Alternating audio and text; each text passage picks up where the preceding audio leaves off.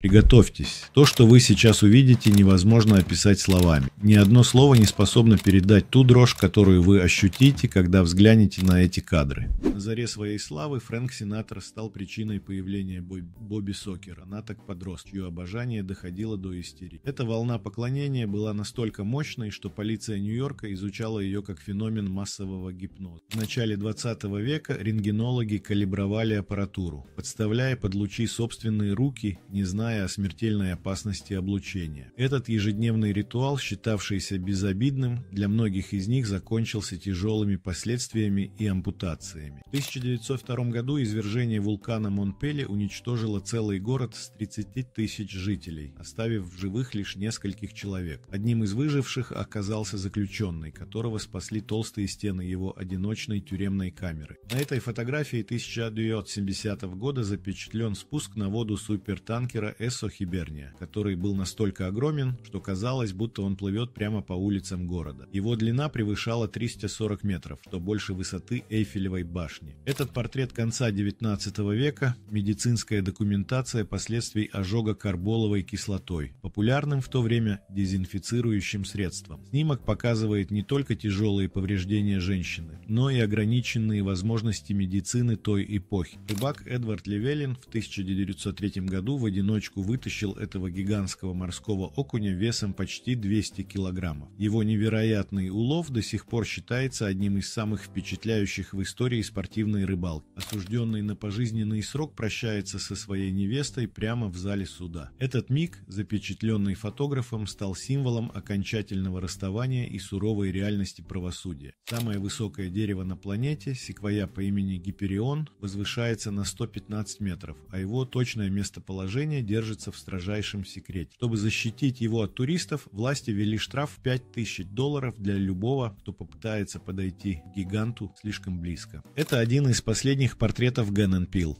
последней королевы консорта Монголии. В 1938 году, во время сталинских репрессий, ее обвинили в пособничестве Японии и казнили вместе с ее отцом. В 1974 году мумию фараона Рамзеса II нужно было перевести во Францию для реставрации. По закону, любой въезжающий в страну, живой или мертв, должен был иметь паспорт. Поэтому египетские власти выдали фараону официальный документ. Линии электропередач, идущие через озеро Пончартрейн в Луизиане, служат наглядным доказательством кривизны Земли. На большом расстоянии кажется, что опоры постепенно погружаются в воду, следуя изгибу планеты. Большинство туристов видят Пизанскую башню только снаружи, не догадываясь о ее внутреннем устройстве. На самом деле башня палая, и этот редкий кадр показывает ее конструкцию изнутри, похожую на огромную трубу. Рука этого рабочего покрыта таким толстым слоем древесной пыли, что кожа потрескалась, как пересохшая земля. Снимок без слов передает всю тяжесть и износ тела от многолетнего физического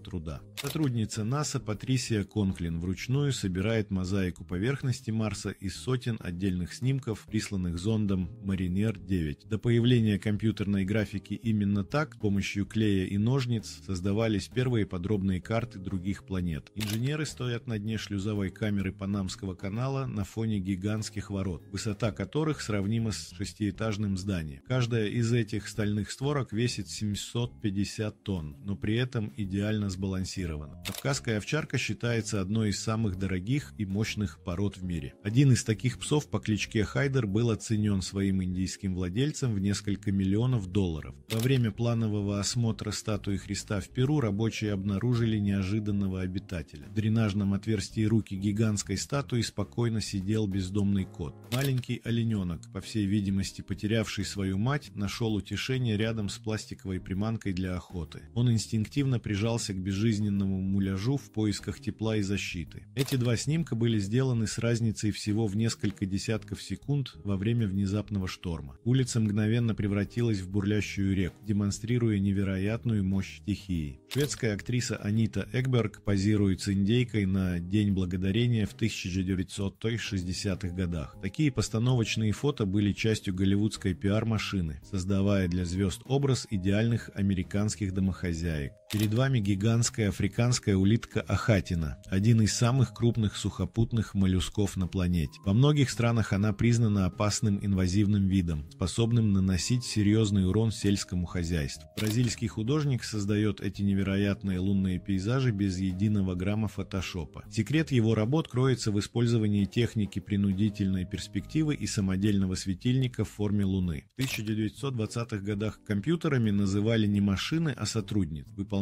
сложные расчеты на механических арифмометрах. Этот отдел казначейства США был одним из первых крупных центров обработки данных. Стюардессы позируют в салоне одного из первых пассажирских самолетов Boeing 747. В ту эпоху авиакомпании продавали не просто перелет, а атмосферу роскоши и эксклюзивные вечеринки на высоте 10 тысяч метров. Это старый джентльмен из Раахе, старейший сохранившийся водолазный костюм, созданный в Финляндии в XVIII веке. Его изготовили из телячьей кожи, а швы для герметичности пропитали смесью свиного жира и смолы. Это полицейское фото Билла Гейтса, сделанное после ареста за нарушение ПДД в 1977 году. Спустя десятилетия Microsoft использовала контур с этого снимка в качестве стандартной иконки профиля в программе Outlook 2010. Офисное здание в Джерси-Сити кажется почти невидимым благодаря фасаду из специального зеркального стекла. Оно отражает небо и облака, создавая иллюзию, будто массивное строение растворяется в воздухе. Это полноразмерная модель Кецалькоатля, одного из крупнейших летающих существ в истории Земли. Размах его крыльев достигал 12 метров, но весил он не более 250 килограммов, благодаря палым костям. Этот странный снимок с автоматической лесной камеры стал вирусной интернет-загадкой. До сих пор ведутся споры, что на нем запечатлено. Розыгрыш, заблудившийся ребенок или нечто паранормальное. Этот кадр не является документальным, а представляет собой постановочную работу фотографа Лоуренса Сакмана, сделанную в Марокко в 1951 году. Его целью было создание сюрреалистического образа, объединяющего человека и неодушевленный предмет. В 60-х годах йога и фитнес начали проникать в массовую культуру, и модели вроде Глории Дуэйн часто демонстрировали впечатляющую гибкость. Эта поза, известная как поза верблюда, и в то время считалась довольно экзотической и смелой для глянцевых журналов. Этот леденящий душу снимок на самом деле не показывает замерзших лошадей, как может показаться на первый взгляд. Это всего лишь детская площадка в Норильске, занесенная снегом до такой степени, что из-под сугробов торчат только головы игровых фигур. Этот снимок, известный как «Призрак из церкви Ньюби», был сделан в 1963 году английским священником. Эксперты компании Kodak, изучив негатив, не смогли найти доказательств двойной экспозиции или монтажа, признав фотографию необъяснимой. В 1930-х годах в кинотеатрах по всей Америке проходили встречи клуба Микки Мауса, собиравшие тысячи детей. Эта, на первый взгляд, жутковатая сцена была на самом деле гениальным маркетинговым ходом Уолта Диснея для продвижения своего бренда. Этот знаменитый снимок, известный как «Атомная ведьма», на самом деле является фотомонтажом, а не реальным кадром. Изображение женщины в шляпе было наложено на фотографию ядерного взрыва на полигоне в Неваде для создания сюрреалистического эффекта. Это фото циркового или водевильного трио Мара начала 20 века, призванного развлекать публику. Сегодня жутковатый грим клоунов и невозмутимое выражение лица женщины вызывают скорее тревогу, чем смех. Этот снимок, происхождение которого неизвестно, стал настоящей легендой в кругах исследователей паранормальных явлений. Он считается одним из самых известных доказательств существования так называемых людей-теней. Немецкий боксер по кличке Фриц был настолько популярен на телевидении в 60-х, что для него устраивали целые постановочные фотосессии. На этом кадре парикмахер бреет его опасной бритвой, создавая комичный образ для привлечения внимания прессы. Этот снимок запечатлел момент бурного празднования отмены сухого закона в США в 1933 году. После 13 лет запрета бары снова легально открылись, и радость людей была настолько велика, что они пили прямо из бочек. Этот цветной снимок бульвара Уилшир в Лос-Анджелесе передает атмосферу Америки начала 50-х годов. Подобные автобусы с округлым дизайном и обилие хрома на автомобилях были символами послевоенного процветания и оптимизма. В марте 1953 года сухогруз Marine Angel стал самым большим судном, когда-либо проходившим по реке Чикаго. Во время прохождения под мостом на Ван Бюрен-стрит зазор с каждой стороны составлял всего 18 сантиметров, что требовало от капитана невероятного мастерства. На этом фото 1961 года актриса Дебби Рейнольдс запечатлена со своей дочерью Кэрри Фишер, будущей принцессой Леей. Спустя годы Кэрри с присущим ей черным юмором напишет несколько книг о том, кого это – расти в тени голливудской славы своей мать. Ракель Уэлч стала мировой знаменитостью после фильма «Миллион лет до нашей эры», несмотря на то, что у нее было всего 3 реплики. По иронии судьбы, именно плакат с ее изображением в меховом бикини, а не актерская игра, сделал ее главным символом эпохи. Боинг 377 стратокруизер был вершиной роскоши в авиации 50-х, предлагая пассажирам спальные места и даже бар на нижней палубе. Однако за его комфорт приходилось платить частыми поломками двигателей, из-за чего самолет получил прозвище «лучший трехмоторный лайнер над Атлантикой». Этот парижский рабочий, известный как Зазу, красит Эйфелеву башню в 1953 году, балансируя на огромной высоте без страховки. Чтобы полностью покрыть башню краской, команде из 25 таких акробатов требовалось около 60 тонн краски и больше года работы. В конце 1920-х годов британская железнодорожная компания Great Western Railway установила на своих станциях первые в мире автоматы по продаже фруктов. Каждая ячейка с яблоком или апельсином открывалась после того, как пассажир опускал в щель монету в 1 пенни. Отель-казино El Rancho Vegas, открывшийся в 1941 году, стал первым курортом на будущем Лас-Вегас-Стрип. Именно он задал стандарт для всех последующих заведений Вегаса, но сгорел дотла в 1060 году, так и не увидев расцвета города, который сам же и начал создавать. Этот снимок зевающего тасманийского волка по имени Бенджамин – последний известный кадр представителя этого вида. По горькой иронии, правительство Тасмании взяло этот вид под полную охрану всего за 59 дней до того, как Бенджамин скончался в зоопарке. На кубинских сигарных фабриках существовала уважаемая должность лектора, которого нанимали сами рабочие для чтения вслух во время монотонного труда. Благодаря чтению романа «Граф Монте-Кристо» появилась одна из самых знаменитых марок сигар, названная в его честь. Луис Шотридж, представитель племени тлинкитов, был одним из первых коренных американцев, ставших ученым-этнологом. На этом снимке он со своей женой Флоренс одет в костюм индейцев Великих Равнин, который они использовали во время лекций в музее для демонстрации различных культур своего народа.